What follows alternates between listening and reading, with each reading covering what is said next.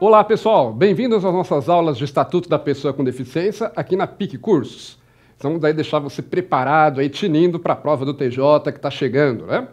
Aliás, fazer uma observação importante aqui, o Estatuto da Pessoa com Deficiência, ele acabou sendo incluído posteriormente no edital, né? Você que está acompanhando aí desde o início aí o edital do TJ, percebeu que ele não constava originalmente no edital, mas acabou sendo acrescentado posteriormente. Aliás, era uma alteração que nós já esperávamos. Por que eu digo que é uma alteração que nós já esperávamos?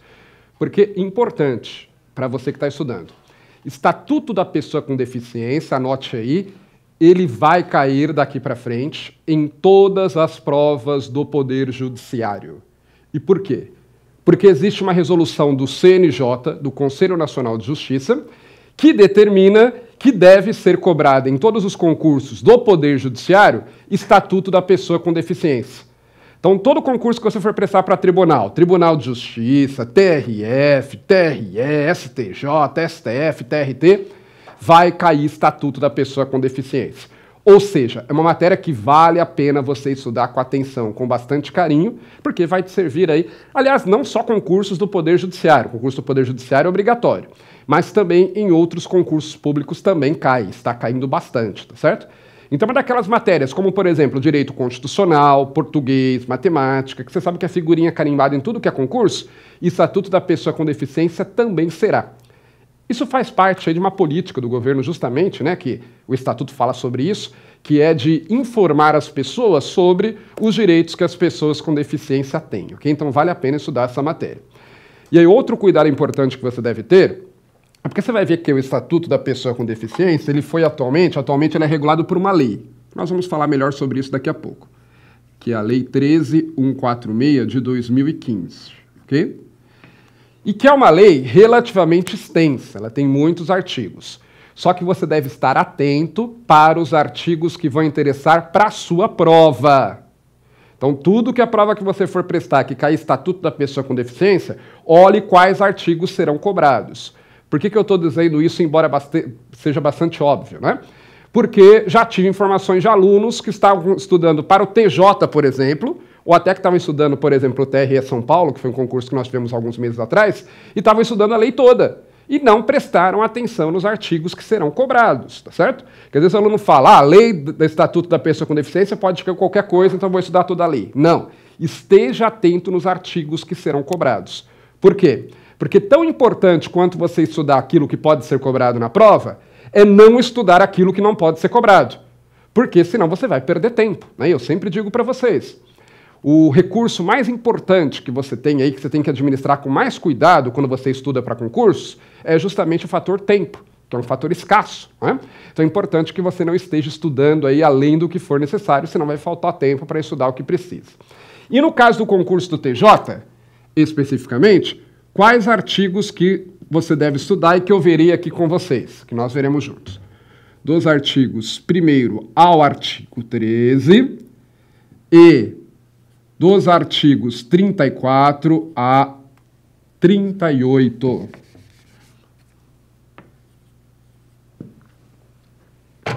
Você deve estar atento.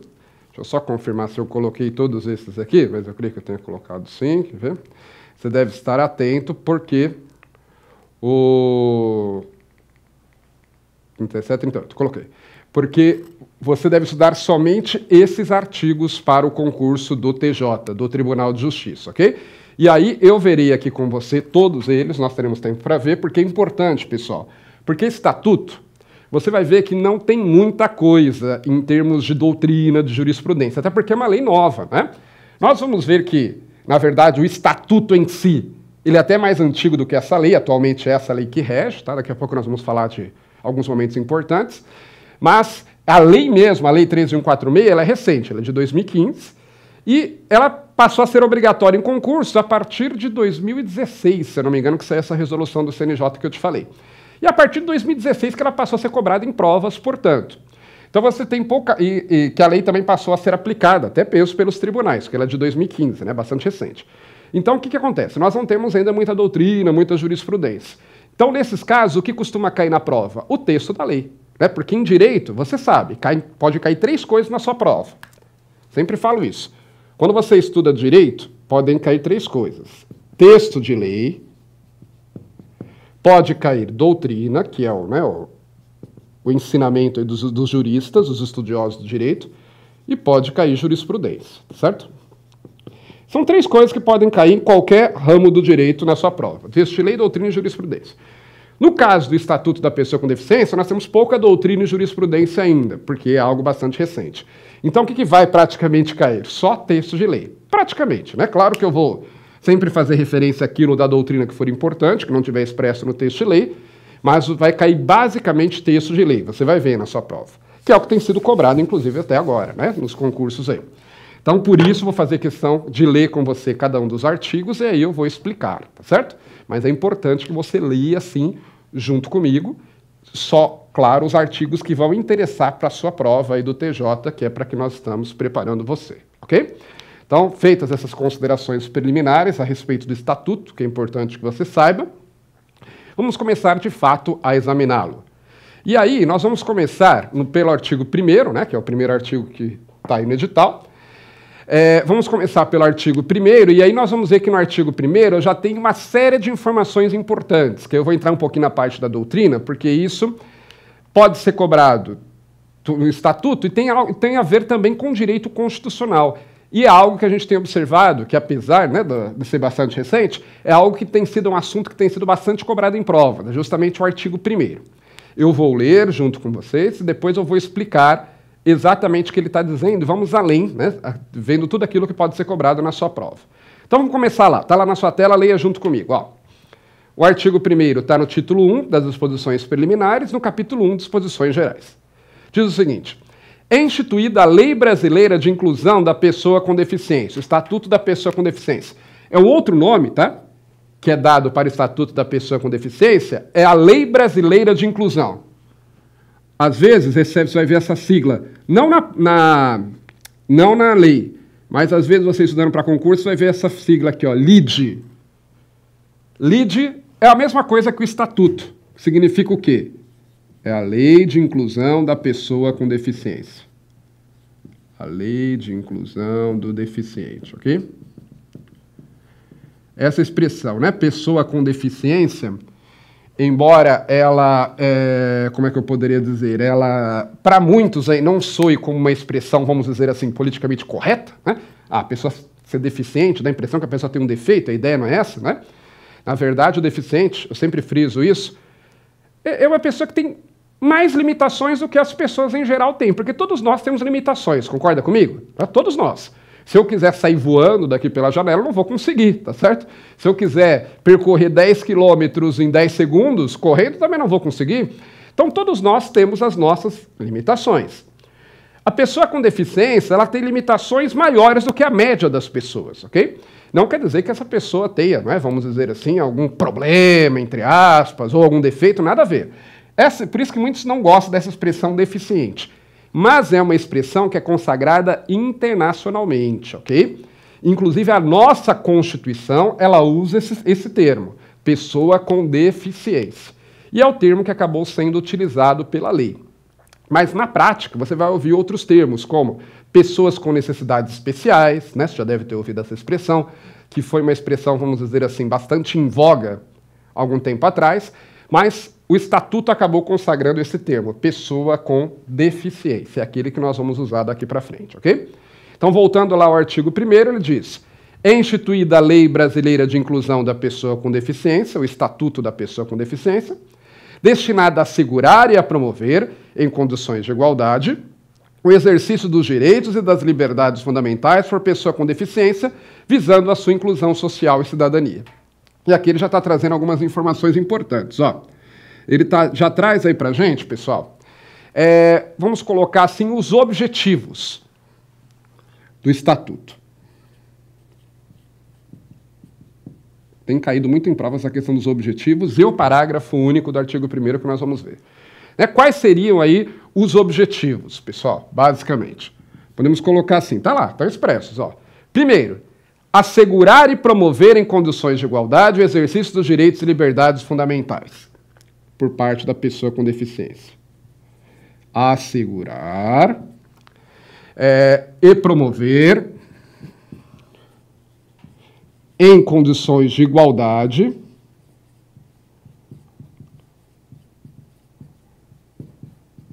em condições de igualdade. Igualdade é um termo que aparece bastante na lei, nós já vamos falar sobre ele. O exercício dos direitos e liberdades fundamentais por pessoa com deficiência. Os direitos e liberdades fundamentais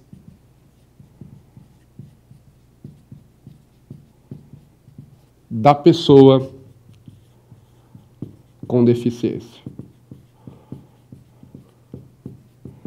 Da pessoa com deficiência. Muito bem. Esse é o primeiro objetivo. Então, preste atenção aqui, ó. Fala em assegurar e promover os direitos e liberdades fundamentais do deficiente em condições de igualdade. O que é isso? Veja, o deficiente, né, graças a Deus nós já passamos da época, né? Aquela época que não é tão antiga assim, em que o deficiente ele era discriminado, né? Ou, às vezes hoje ainda é discriminado na prática, mas antigamente ele era discriminado pela legislação. Né? Antigamente ele era discriminado de forma considerada legítima pela sociedade. Então, por exemplo, antigamente os bebês que nasciam com deficiência não tinham sequer direito à vida. Né? Muitas legislações permitiam que os pais matassem os bebês que nascessem com alguma deficiência. Então, o pai percebia que a criança nascia com alguma deficiência grave, ele podia tirar a vida da criança. A criança não tinha direito à vida porque havia nascido, né, com alguma limitação maior do que as outras pessoas. Havia sociedades em que os deficientes eles eram condenados a viver fora do convívio com as outras pessoas. Então, né, havia verdadeiros guetos onde os deficientes eram colocados, muitas vezes junto com leprosos, junto com pessoas que tinham doenças transmissíveis, porque consideravam, às vezes por razões religiosas ou por razões mesmo culturais, consideravam que o deficiente ele não era digno de viver junto com as demais pessoas. Graças a Deus nós passamos essa fase. No entanto, o deficiente ainda tem uma dificuldade, ainda eu digo talvez isso seja, né, algo, como que eu posso dizer, implícito à condição de deficiente, ele tem uma dificuldade maior de ter uma igualdade de condições com as demais pessoas. Então, por exemplo, nós vamos dizer que o conceito de deficiência é bem amplo, tá? Mas quando a gente pensa em deficiente, logo a gente vem à mente o deficiente físico, por exemplo, né?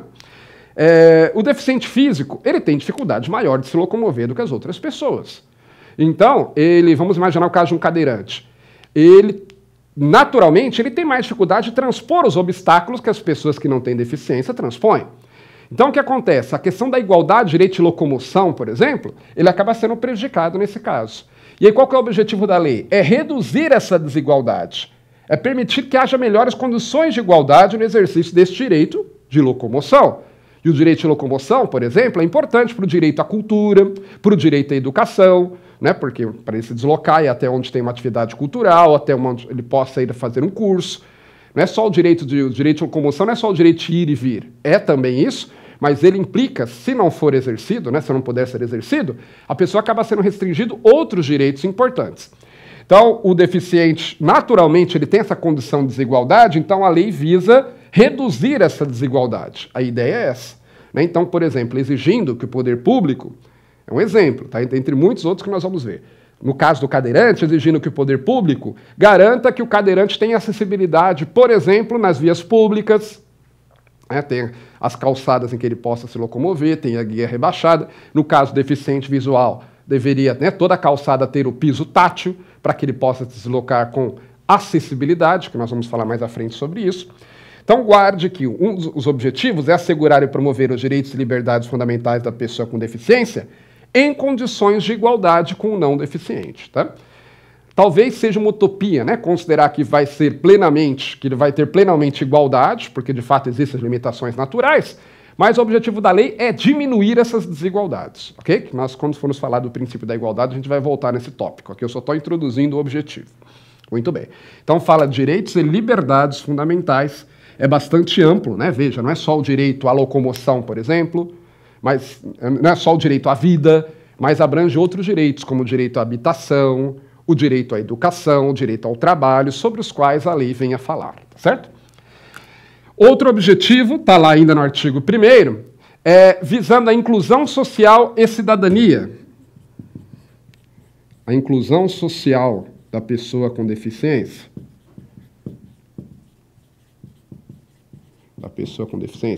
os estudiosos aí dos direitos, né, dos deficientes, eles consideram que hoje nós vivemos a fase da inclusão da pessoa com deficiência. Como eu disse para vocês, antigamente a sociedade ela segregava o deficiente, né, colocava em locais claro que dependia da deficiência e tal, e dependia da sociedade, mas muitas sociedades impediam o deficiente de conviver com as demais pessoas. Outra sociedade, aí com o tempo a sociedade passou a tolerar os deficientes. Ah, não, tudo bem, eles podem viver aqui entre nós, mas não se preocupava em lidar, de fato, a inclusão social. E hoje nós vivemos a época em que se visa a inclusão social dessas pessoas, né? Visam fazer com que eles, de fato, venham a conviver de forma plena com as demais pessoas. Isso é muito claro, por exemplo, no caso das escolas. Fica muito evidente no caso das escolas. Antigamente, né, o governo ele estimulava a criação de escolas específicas para deficientes. É claro, existem deficientes que, devido à sua deficiência muito grande, não têm condições mesmo de acompanhar as aulas com as demais crianças, né? Pensar no caso de um deficiente mental grave. Ok, nesse caso é importante que tenha uma escola especial. Mas vamos pensar no caso de um deficiente físico, por exemplo, uma criança que tem algum problema de locomoção. É importante que ela conviva com as demais pessoas, com as demais crianças que não têm essa deficiência. Ou mesmo que tenha uma deficiência mental leve, mas ela possa acompanhar, não é, as demais crianças na escola, é importante que ela conviva com as demais crianças. Isso é importante para ela, criança com deficiência, para que ela não se sinta discriminada, e é importante também para as crianças que não têm deficiência, para que elas aprendam, por exemplo, a serem solidárias, aprendam, não é? Que não é porque alguém nasce de uma forma um pouco diferente que essa pessoa deve ser discriminada.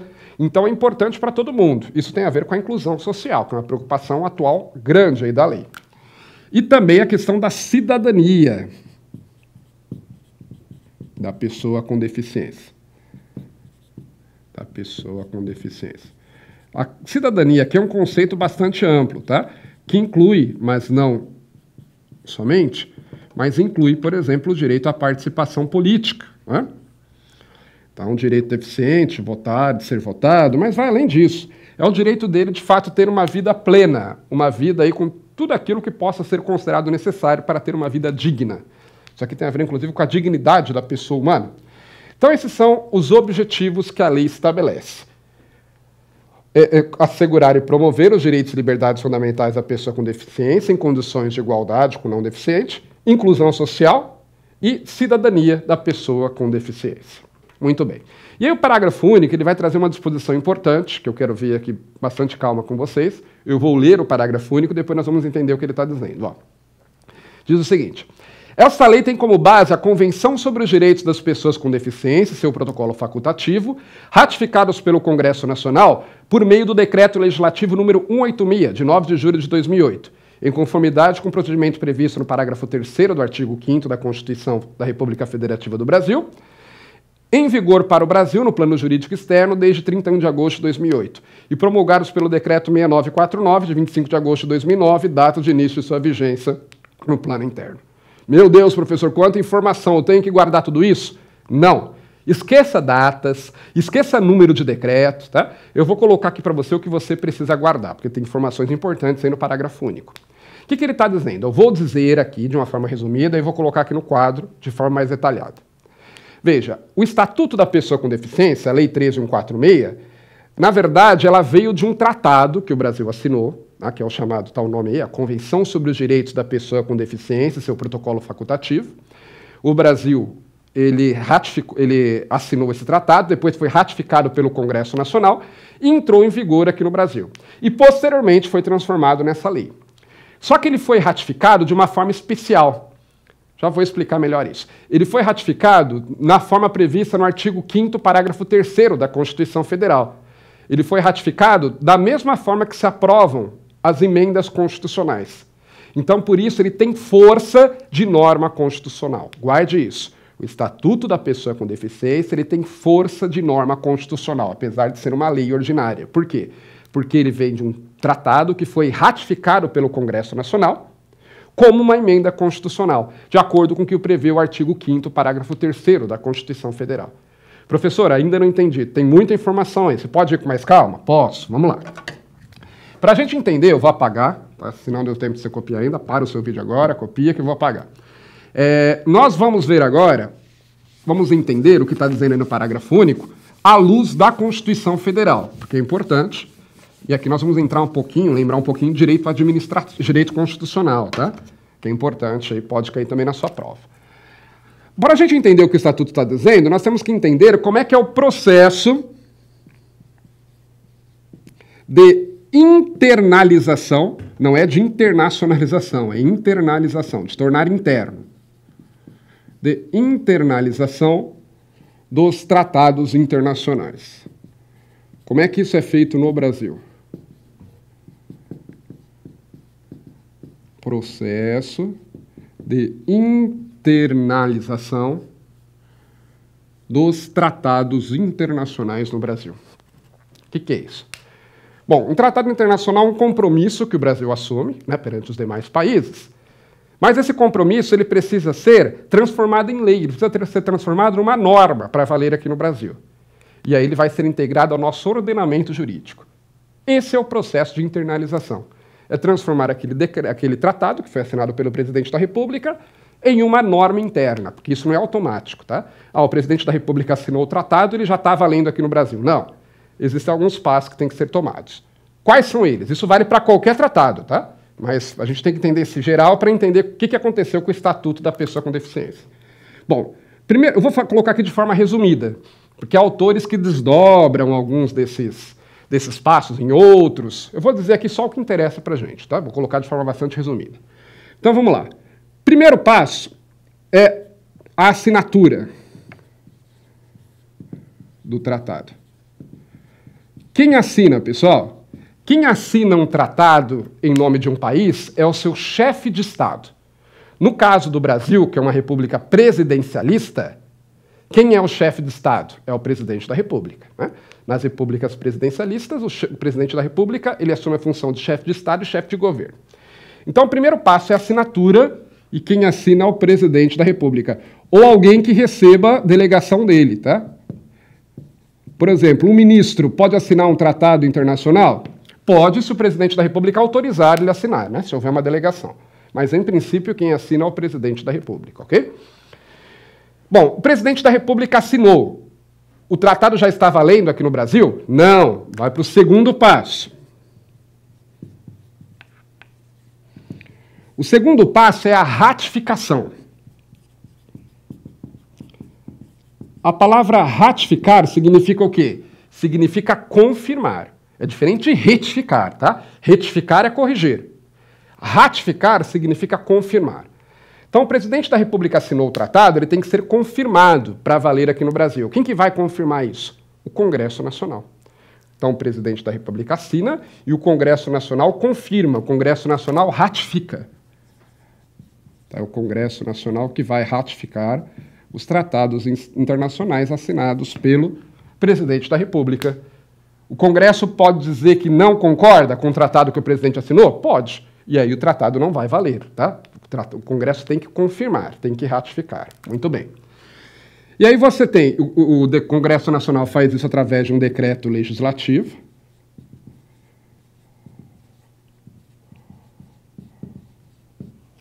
E aí, você vai para o terceiro passo, uma vez que ele decretou, né?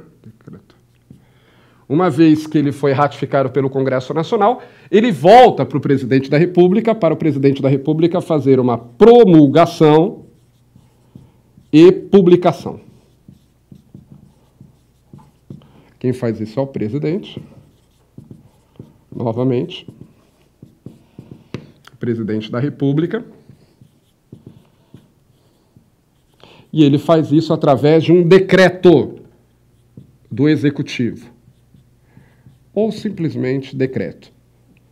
Porque, para você que não sabe, quando a lei usa o termo decreto, ou a Constituição usa o termo decreto somente, é aquele expedido pelo presidente da República. O Congresso Nacional expede um decreto legislativo, tá? Se falar só decreto, quem assinou é o presidente. Se falar decreto legislativo, é o Congresso Nacional. Então, uma vez que ele foi assinado pelo presidente da República, foi ratificado pelo Congresso Nacional, volta para o presidente da República promulgar e publicar. Aí, a partir daqui, ele tem validade aqui no Brasil, tá? A partir da promulgação e publicação pelo presidente da República que ele passa a valer. Isso vale para qualquer tratado internacional? Sim, em princípio sim, é isso que você precisa saber. No caso do Estatuto da Pessoa com Deficiência, como é que aconteceu? Aí, para a gente entender, eu vou desdobrar aqui, eu vou apagar, mas porque aqui na lousa não tem espaço, mas eu vou desdobrar, a gente vai abrir aqui como é que pode ocorrer a ratificação. Vou colocar assim, acho que dá para colocar aqui. Ó. A ratificação. Como é que vai ser feita a ratificação pelo Congresso Nacional e qual o status que esse tratado terá aqui na legislação brasileira? Vai depender, primeiro, do assunto de que trata o tratado internacional e, segundo, da forma como foi ratificado, ok? Isso está expresso lá no artigo 5º, parágrafo 3º da Constituição e mais à frente no artigo que fala sobre tratados internacionais. Então, vamos lá. Ratificação, estou abrindo, ok? Aqui é a ratificação, estou desdobrando aqui, ó. Vamos lá. A ratificação. Quais os efeitos, qual o status que esse tratado internacional, uma vez internalizado, uma vez que ele entrou aqui na legislação brasileira, qual o status que ele vai ter? Ele vai ser considerado uma lei, ele vai ser considerado uma norma supralegal ou uma norma constitucional? Depende. Vamos lá. A primeira coisa que você tem que verificar para saber o status, né, porque a partir daqui ele está internalizado, ok? A partir daqui ocorre o final do processo de internalização. Aqui ele fica internalizado, ele já está valendo aqui no Brasil. É claro, obedecido lá, se tiver um prazo de vigência, o prazo de vigência vai entrar em vigor. Primeira pergunta que você tem que fazer para saber qual o status, qual o, vamos dizer aí, o grau, né, dentro da legislação que esse tratado vai assumir, você tem que se perguntar, é um tratado que fala sobre direitos humanos ou não? Se for um tratado que não se refere a direitos humanos, vou colocar assim, não, vou colocar de uma forma mais clara, tratado não se refere a direitos humanos. Não se refere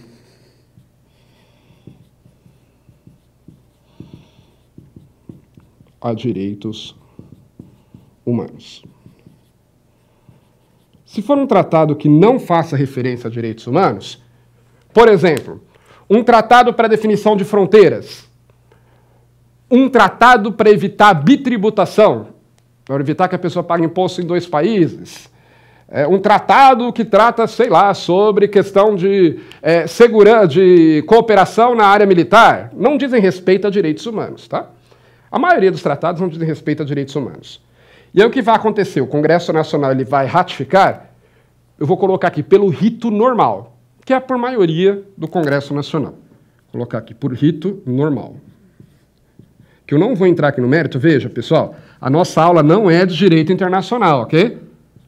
Então eu não vou entrar nem em direito constitucional a nível da gente entender como que é exatamente feita essa ratificação, qual o quórum de aprovação. Só guarde que é pelo rito normal, que a Constituição estabelece, que os tratados sobre direitos humanos são ratificados. E aí, uma vez ratificados, eles terão o status de norma legal. Eles se tornarão uma norma legal, ou seja, eles terão a mesma força, vou colocar aqui, status de norma legal. O que isso quer dizer? Quer dizer que eles terão a mesma força das leis ordinárias em geral. Então, um tratado, por exemplo, que fale sobre fronteiras, não é sobre direitos humanos, ele vai ser ratificado pelo Congresso Nacional da forma normal, prevista na Constituição, e aí ele terá o status de uma norma legal, ele terá a força de uma lei ordinária, como se tivesse sido aquela lei produzida diretamente pelo Congresso Nacional, ok? Agora, e se for um tratado que se refere a direitos humanos? Tratado que se refere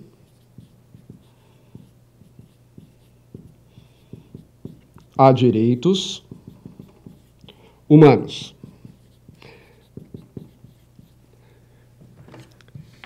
Se refere a direitos humanos, que faça referência a direitos humanos. Por exemplo, o Estatuto da Pessoa com Deficiência trata sobre isso. Lembra? Fala direitos, liberdades fundamentais, né, da pessoa com deficiência. Se for um tratado que se refere a direitos humanos, aí a situação muda. Por quê? Porque ele pode ser ratificado de duas formas diferentes. Ele pode ser ratificado pelo Congresso Nacional pelo rito normal, que é a maioria do Congresso Nacional, ou ele pode ser ratificado na forma prevista no artigo 3º, parágrafo 5º da Constituição Federal, que é, se você for ler o artigo 5º, parágrafo 3º, ele vai falar sobre ser ratificado pelas duas casas do Congresso Nacional, pela Câmara e pelo Senado, por maioria de 3/5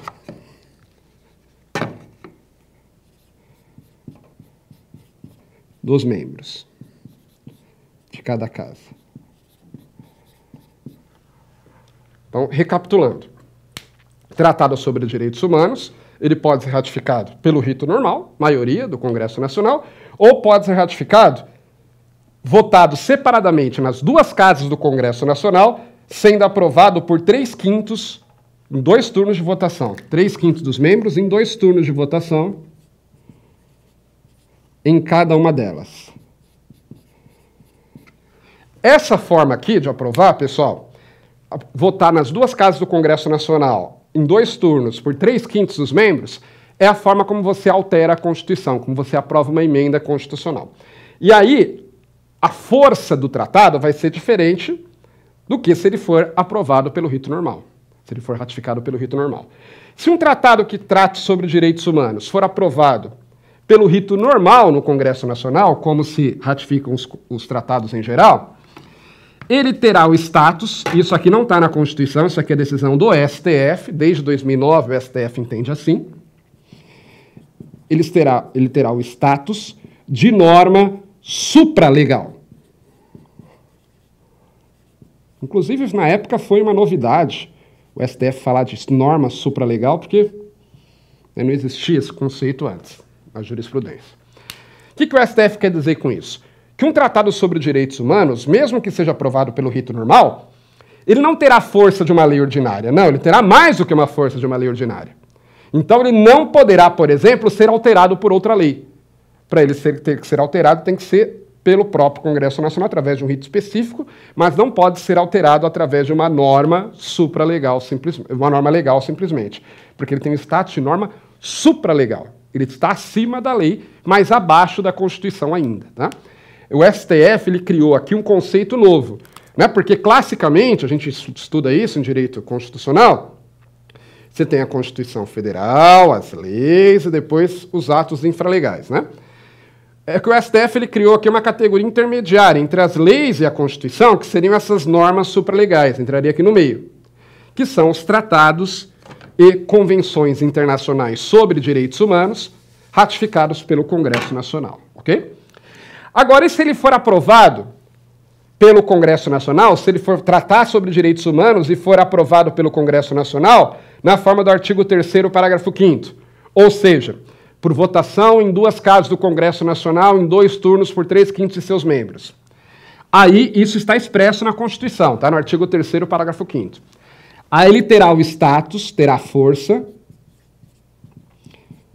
de norma constitucional. Ele terá força de uma emenda constitucional. E é justamente o que aconteceu com o Estatuto da Pessoa com Deficiência. Ele foi aprovado dessa forma, portanto, ele terá a força de norma constitucional. O que quer dizer que, para alterar a disposição do Estatuto, apesar de ele estar numa lei, não é isso? É a Lei 13.146, nós vimos isso. Apesar do Estatuto atualmente estar representado aí por uma lei, ele decorre de um tratado que o Brasil assinou e que foi aprovado pelo Congresso Nacional da forma do artigo 3º, parágrafo 5º da Constituição, então ele terá força de norma constitucional. Ou seja, a Lei 13.146 não pode ser alterada por uma outra lei, simplesmente. Não. Se quiser alterar a Lei 13.146, tem que aprovar da mesma forma que eu aprovo as alterações da Constituição. Tem que ser novamente por 3/5 dos deputados e dos senadores, em 2 turnos de votação em cada casa do Congresso Nacional, ok? Então eu quero que você guarde isso, que o Estatuto, tudo isso é para você entender o que está no parágrafo único, o que ele está deixando implícito.